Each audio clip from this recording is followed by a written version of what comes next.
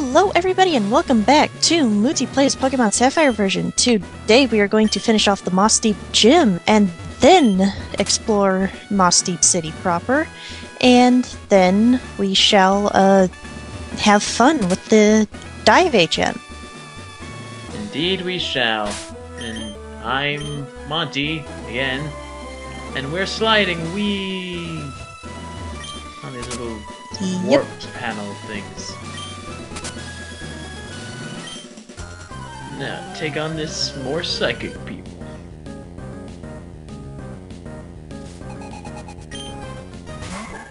Now, I'm leaving this last switch in the improper position because, as I said last part, I like fighting all the trainers, so...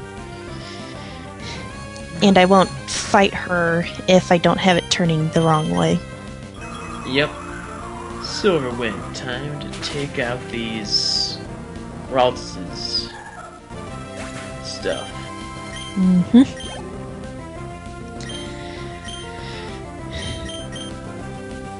And let's see. Yeah. Fire from dragons. Blah. Oh no. As you can see here, one annoying thing about psychic types is that I think a number of them tend to have the synchronize ability, which if the enemy Pokemon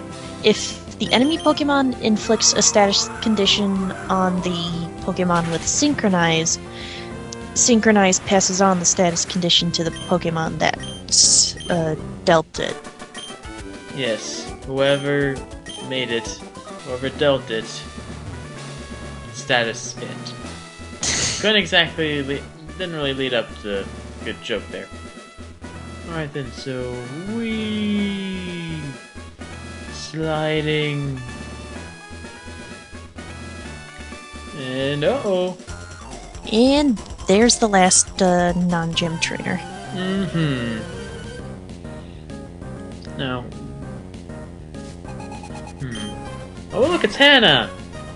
Yay! Psychic Hannah with... Oh, we flew into the air! Hey, yeah, because I was just getting plain annoyed with Dragon Breath succeeding at paralyzing and then synchronize passing it on to me, so I'm like, screw this, I'm flying, bitches! Yeah.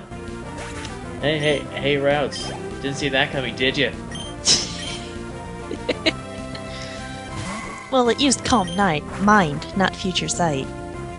Yeah, but should have realized, hey, he's gonna use Fly. I should maybe, like, use something else. And then boom. And they're gone. Melissa's a bit too fast for it to be able to do something. And flies a physical attack. Yep, because well, either way, flying, I believe, is a physical type, and the move Fly itself makes contact, so... And here is how you're supposed to be sliding. Around and loop the loop, and whoosh. There they are. Tate and Lisa. The twins. Now, I did not get this until, I read something on the internet. Their names are Lisa Tate. You get it? No. I'll give you a hint. It's their Pokemon's abilities. That doesn't make any sense. That's a Z, not a V. It should be Levy and Tate.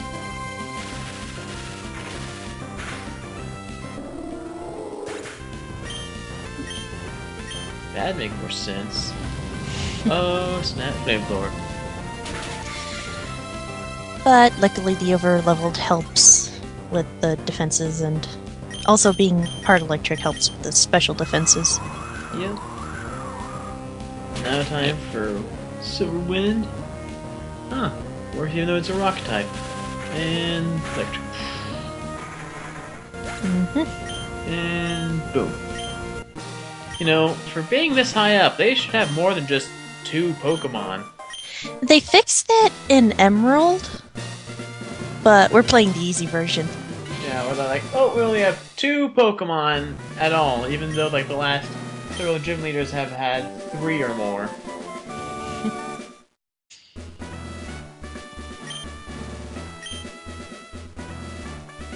Now I wonder if those guys are ever separated. Do they only talk in half sentences? I'll have to play in the Pokemon World Tournament and see if I run into them again. That'd be somewhat awkward. They go in a conversation, suddenly they say the other half of somebody's sentence, and people are just like, "What are you talking about?" They never finish the sentence that they're going to say.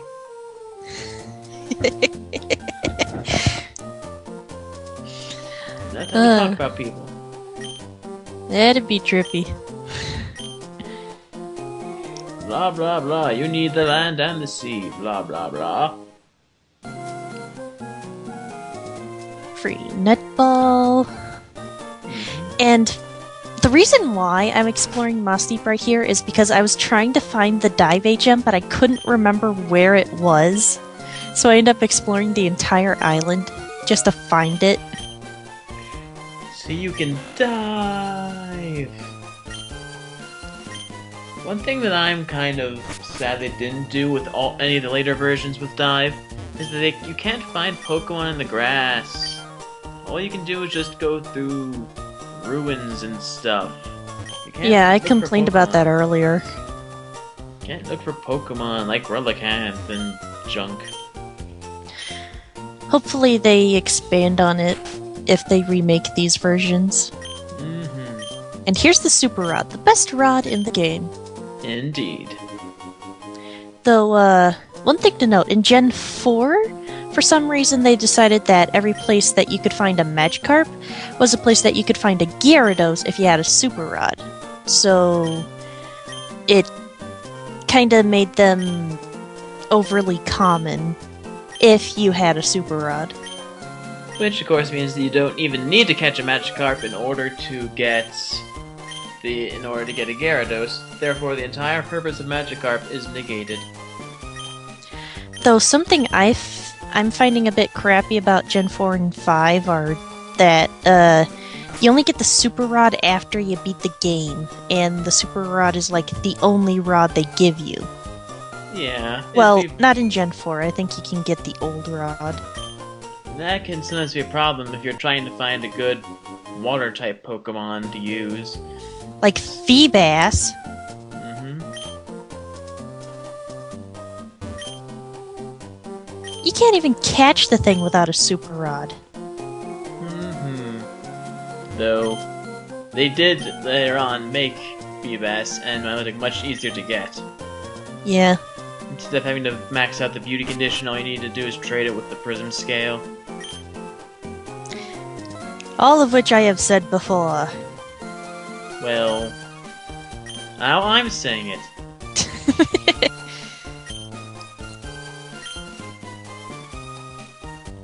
Now for space. That's something that can be done for the next generation. Pokemon in space!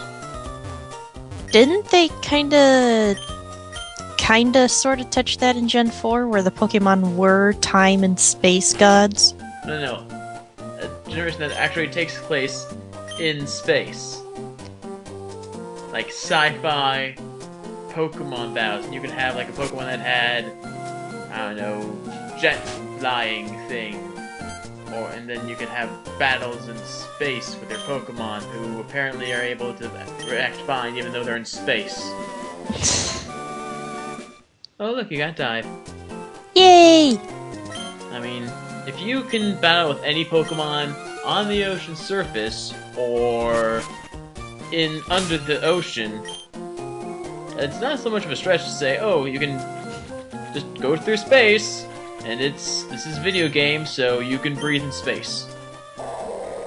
Yay. Maybe, like, make a space colony that you can go to later. Mm-hmm. Oh, and, shut up, I want them to hear the music. You could've said shut up, please.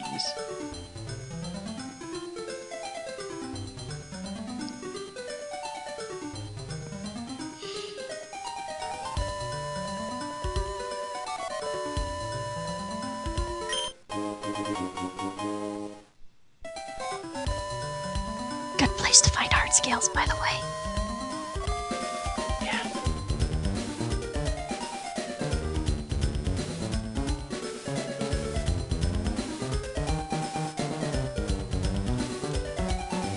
Yeah, there's a game. What's inside? Oh my god, sorry. Luckily, there's only one submarine in the entire world. Also, you press B to surface up from dive. And now that we are out of the water, it is time to enjoy me getting lost. Yay, getting lost. It's one of the staples of the games. Not so much getting lost as me, pausing in an area for like 5 seconds to figure out which way I want to go. Because, like, to this day, the seafloor cavern is the only place where I still get lost. Oh no, it's not run. Oh no, it's got a Pushiana. Because, like, there are two paths you can take to get to where you need to go in order to progress the plot.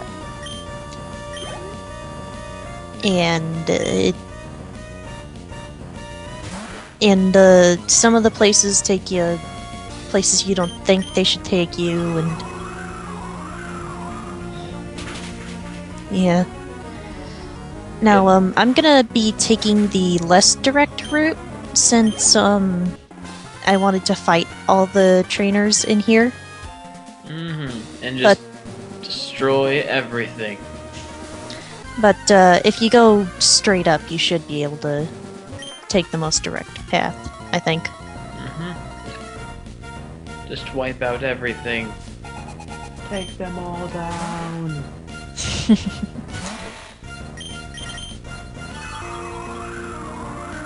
It's actually kind of sad for these groups when basically their entire organization can be wiped out by one person that in game has only been a trainer for what? A few weeks to a month in game by that logic. And is also a child. Yep, 10 years old. Now, that rock formation on the right is what keeps throwing me off, because the one rock that you need to push away in order to get to the rock smashing rock, it kind of looks like that the space below it is a corner that it won't register. So that was just confusing me on the map I was looking at for a bit. But as you can see, you can push the rock there. Yep, smash it, and then, oh look, you can go through the tunnel. Pop. And there is the last guy. That is not an admin or the leader in here. Now I'm wondering, what exactly was this guy's job? What exactly was he doing at this particular spot? He didn't know you were coming. Well, was he just hanging out? Oh, I'm just gonna hang out in this cavern. Not, can't wait to see our plans go through. Oh no, there's an intruder! And plus, you might not even run into him. Yeah. Which makes me wonder, after this whole mess gets started, do they ever go back for him? Or was he just left in that cavern? I wonder what's been going on. Nobody's telling me anything. And eventually they just leave without him. Guys! I gotta pee! Guys! Archie? Boss? Where is everyone?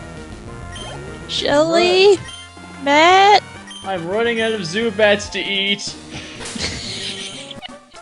Don't eat the Zubats! They're adorable! But if he's hungry, there's not much more plentiful stuff you could find in a cave.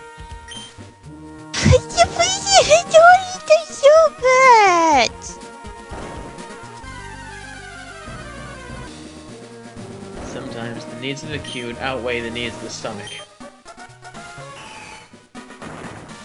Wait, I think you meant to say that the other way around.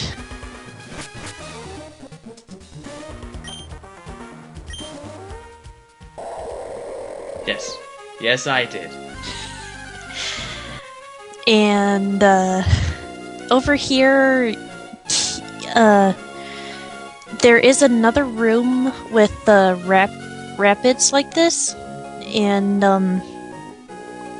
just try to keep an eye out and think before you, get on a rapid, and, the other room with rapids, if you get on the wrong path, it could send you all the way back to the beginning.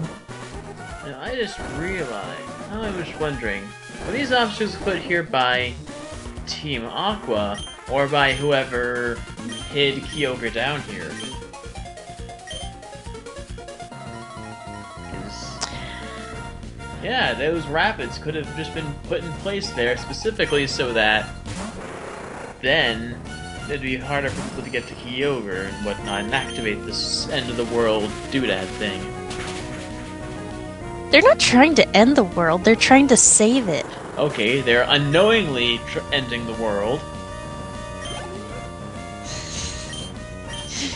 But the people who were there all those many years ago knew that it would probably end the world.